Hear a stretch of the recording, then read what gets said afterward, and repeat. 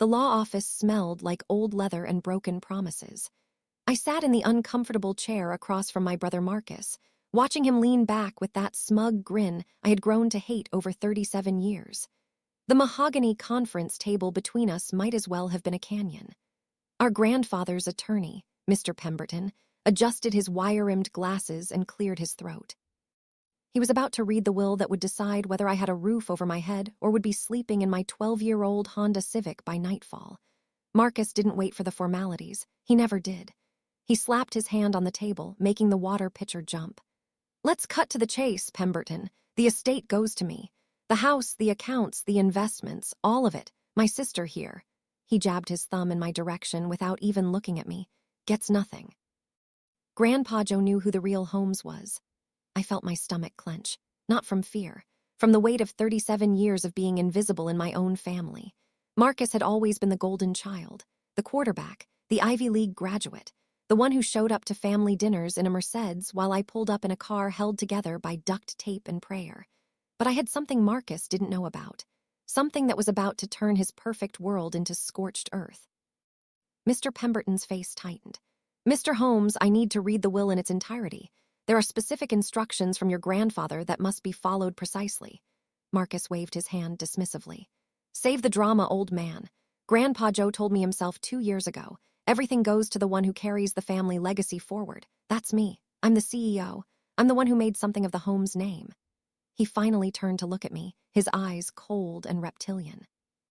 "Sarah here has been a disappointment since birth. Failed marriage. No kids. Working as a part-time bookkeeper at some nowhere accounting firm. Grandpa Joe wouldn't have left her a dime."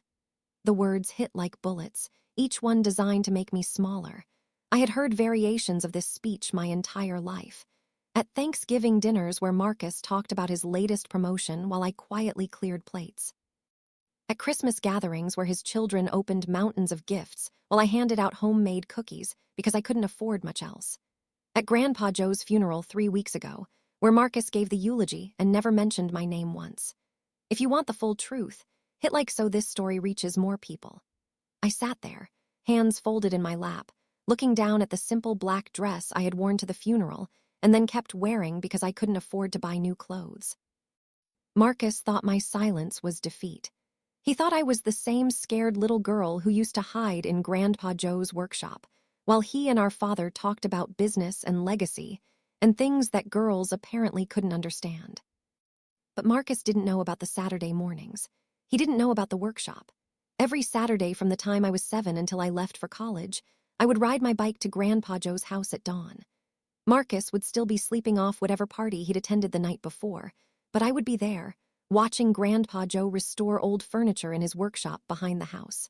The air always smelled like sawdust and varnish. He never treated me like I was fragile. He taught me how to read grain patterns in wood, how to calculate compound interest in my head, how to spot a liar by watching their hands. "Sarah," he told me when I was 15, sanding down an old desk he was refinishing, "the world is going to try to make you small. Your brother, your father, they're going to measure you by standards that were designed for you to fail. But I see you. You're the smart one. You're the one with integrity." I had cried that day, my tears mixing with the sawdust on the workbench. Those words were the only validation I had received in a house where Marcus got trophies and I got overlooked. Mr. Pemberton opened the leather portfolio in front of him. As I was saying, Mr. Joseph Holmes left very specific instructions. The reading of this will must follow a particular sequence. Marcus sighed dramatically. "Fine, read your sequence, but we all know how this ends." Sarah walks out with nothing, and I get the keys to the estate. Dad always said Grandpa was getting soft in his old age, probably leaving her a few thousand out of pity. The attorney's jaw tightened. I could tell he didn't like Marcus, which gave me a small spark of satisfaction. The will states, "I, Joseph Richard Holmes, being of sound mind and body, do hereby bequeath my estate in the following manner. To my grandson Marcus William Holmes, I leave my 1967 Corvette Stingray, fully restored, valued at approximately $85,000. Marcus grinned. "See, it's starting." Mr. Pemberton continued without pausing. "I leave this vehicle to Marcus because it represents everything he values, appearance, status, and surface-level impressions.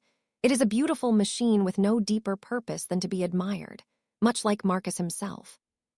The grin evaporated from my brother's face, his neck flushed red, creeping up toward his ears.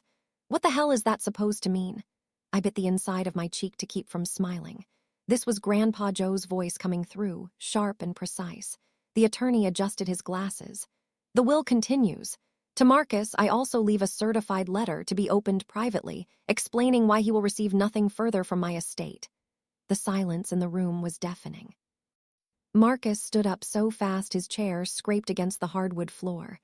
That's impossible. He promised me. He told me I was the legacy. Mr. Pemberton pulled out a sealed envelope with Marcus's name written in Grandpa Joe's distinctive handwriting. He slid it across the table. Marcus snatched it up, his hands shaking. He tore it open and began reading. I watched the color drain from his face as his eyes moved across the page. His mouth opened and closed like a fish drowning in air. "This is slander," Marcus whispered, but there was no conviction in his voice. "This is a lie." The attorney folded his hands. "Your grandfather was very thorough, Mr. Holmes. He had documentation for every claim in that letter. If you wish to contest the will, those documents will become part of public record during probate." Marcus looked at me for the first time with something other than contempt. It was fear, pure, unfiltered fear. Whatever was in that letter had just destroyed the foundation of his perfect life. He crumpled the paper in his fist and stormed toward the door. "This isn't over," he spat. "I'll sue. I'll drag this through every court in the state." Mr. Pemberton's voice cut through the room like a blade. "Mr. Holmes, if you leave now, you forfeit your right to be present for the opening of the safety deposit box, as stipulated in the will. Your grandfather was very clear that both grandchildren must be present." Marcus froze, his hand on the doorknob. I could see the gears turning in his head. He was calculating, trying to figure out if there was an angle he could work. Finally, he turned back, his face a mask of barely controlled rage. "Fine, let's get this over with. Comment justice if you believe she deserved what happened next." Mr. Pemberton stood and gathered his papers. "The will specifies that we must proceed immediately to First National Bank, where Mr. Joseph Holmes maintained a safety deposit box. The contents of that box represent the bulk of the estate and are to be distributed according to instructions contained within." We drove to the bank in separate cars. Marcus in his silver Mercedes, me in my Honda that made a grinding noise every time I shifted into third gear. The contrast wasn't lost on me. My entire life had been defined by these contrasts. Marcus in designer suits, me in clearance rack dresses. Marcus at country clubs, me clipping coupons. Marcus with a corner office downtown, me in a cubicle with a flickering fluorescent light. But Grandpa Joe had seen something different. He had seen past the surfaces. Inside the bank, we were escorted to the vault by a manager who kept glancing nervously at Marcus's thunderous expression. The safety deposit box was large, number 317. It required 2 keys to open, one held by the bank, one held by Mr. Pemberton as executor of the estate. The metal door swung open with a soft click. Inside were several items: a stack of leather-bound ledgers, multiple sealed envelopes, a small wooden box that looked hand-carved, and a single sheet of paper lying on top of everything else with instructions written in Grandpa Joe's handwriting. Mr. Pemberton lifted the instruction sheet and read aloud. "Marcus and Sarah, if you are reading this, I am gone. Marcus, you are holding a letter that explains why your inheritance is limited. Sarah, everything else in this box, and everything else I own, goes to you. Not because you are my favorite, but because you are the only one who understood what I was actually building." Marcus slammed his fist against the vault wall. "This is insane. She's nobody. She's done nothing with her life. I built a company. I have a reputation. I have connections."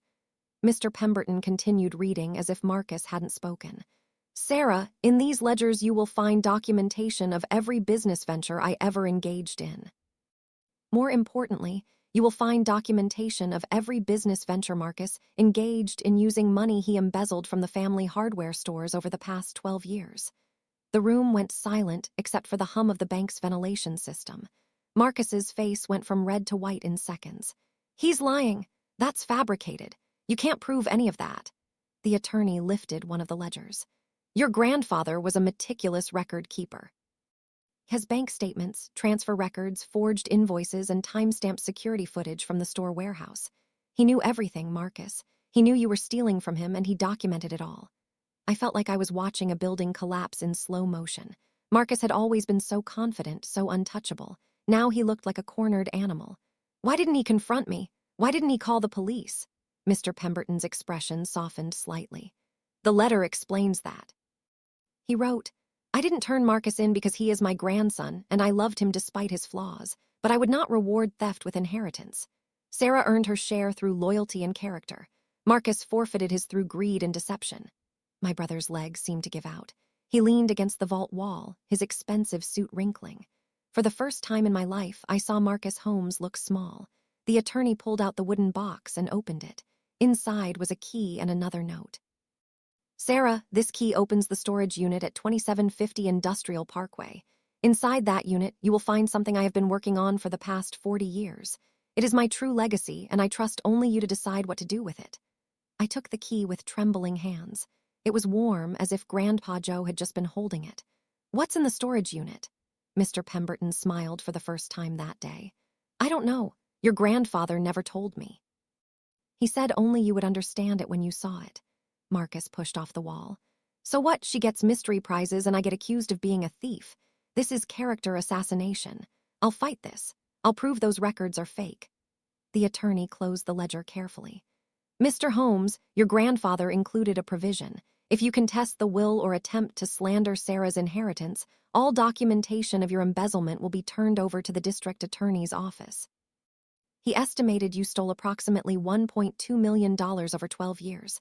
That's a felony with a prison sentence of 10 to 20 years. Type yes if you want to see what was in that storage unit. I watched my brother's world crumble. The golden child, the legacy carrier, the one who had everything handed to him and still needed to steal more. He looked at me with pure hatred. You knew about this. You were always sneaking around with him, whispering in his workshop. You poisoned him against me. I finally spoke, my voice steady and calm. I didn't poison anyone, Marcus. You did this to yourself. Every Saturday morning while you were sleeping off hangovers, I was learning from Grandpa Joe. He taught me about integrity. He taught me about hard work. And apparently he was also teaching me about you. Marcus's hands clenched into fists. You self-righteous little nobody. You think you're better than me because you spent your weekends playing carpenter with a senile old man. I built an empire. I have a corner office. I have clients who are worth more than you'll ever see in your pathetic life. I stood up, meeting his eyes for the first time with something I had never felt before, complete and total confidence. You built your empire with stolen money, Marcus. Every client lunch, every business trip, every investment you bragged about at family dinners was funded by theft. Grandpa Joe knew it. I'm guessing Dad suspected it. And now everyone in this room knows it. Mr. Pemberton cleared his throat. There's more. The estate includes the family home, valued at $1.8 million, 3 rental properties generating approximately $18,000 monthly, a stock portfolio worth $2.4 million, and the contents of the storage unit, value unknown. All of this passes to Sarah, effective immediately. I couldn't breathe. The numbers were incomprehensible. I had been living paycheck to paycheck, skipping meals to pay rent, and now I was being handed generational wealth. Marcus laughed, but it was a hollow, broken sound. This is perfect. The failure gets everything.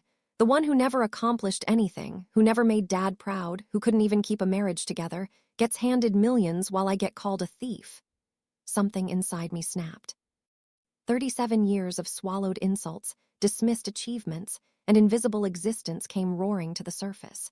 You want to know why my marriage failed, Marcus? Because I married someone exactly like you. Someone who measured my worth by my salary instead of my character. Someone who told me I was lucky he settled for me. It took me 5 years to realize I deserved better than being someone's consolation prize. I stepped closer to him. And you want to know what I accomplished? I put myself through night school while working 2 jobs. I learned accounting, finance, and business law. I helped Grandpa Joe organize his records, file his taxes, and plan his estate. Every single Saturday for 20 years I was there. Where were you? Networking at golf courses and embezzling from the man who loved you. Marcus's face contorted with rage. You can't talk to me like that. I'm not going to stand here and be lectured by someone who drives a car held together with rust and hope. Mr. Pemberton interjected firmly. Mr. Holmes, I suggest you leave before this becomes even more unpleasant. You have your inheritance. The Corvette is yours. Consider yourself fortunate that your grandfather valued family loyalty over legal justice. Share this video so people understand what was really happening in that vault.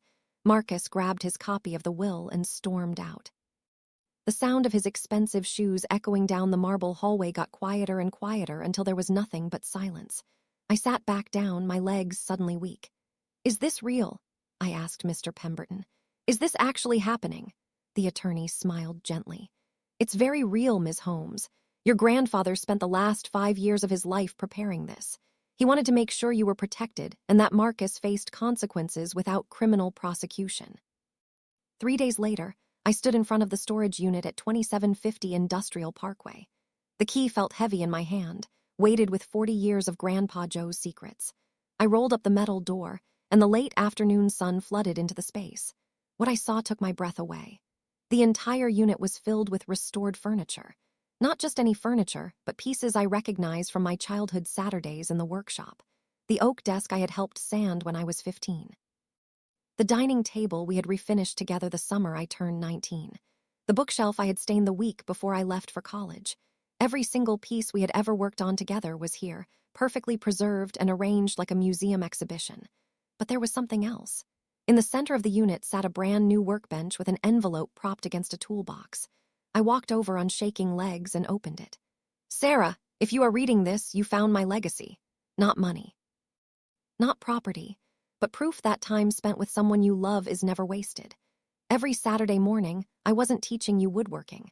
I was teaching you patience, precision, and the value of creating something beautiful with your own hands. These pieces represent every conversation we had, every lesson I tried to share, every moment I got to spend with my granddaughter who actually saw me as a person, not a bank account.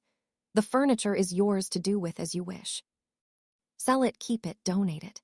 But know this, you were never the failure your brother claimed you were. You were always the success I hoped you would become. The storage unit is paid for the next 50 years. Use it as a workshop, a gallery, or a place to remember that you were loved unconditionally by someone who knew your true worth. Marcus got the flashy car because that is all he ever valued. You get the work of my hands and heart because that is what you always appreciated. Build your life, Sarah. You have the resources now, but more importantly, you always had the character. Love, Grandpa Joe. I sank to the floor of the storage unit, surrounded by decades of love made tangible in wood and varnish. The tears came then, hot and cleansing, not tears of sadness, but of relief, of validation, of finally being seen. If this shocked you, comment legacy below. My phone buzzed. It was a text from Marcus. "Enjoy your blood money. You manipulated a dying old man and destroyed this family." I looked around at the furniture, at the workbench, at the tools Grandpa Joe had left for me. I thought about the inheritance, about the businesses I could start, about the life I could finally build without struggling for every dollar. Then I typed back. "I didn't destroy this family, Marcus. I was just the only one who showed up for it." I hit send, turned off my phone, and sat in the workspace my grandfather had built for me. The golden child got his car. The invisible granddaughter got everything that actually mattered. And somewhere, I knew Grandpa Joe was smiling. Before you go, do 3 things. Hit that like button if you believe real legacy is built on character, not status. Comment what you would have said to Marcus in that vault, and subscribe because stories like this need to be told. Family isn't about blood. It's about who shows up when it actually counts.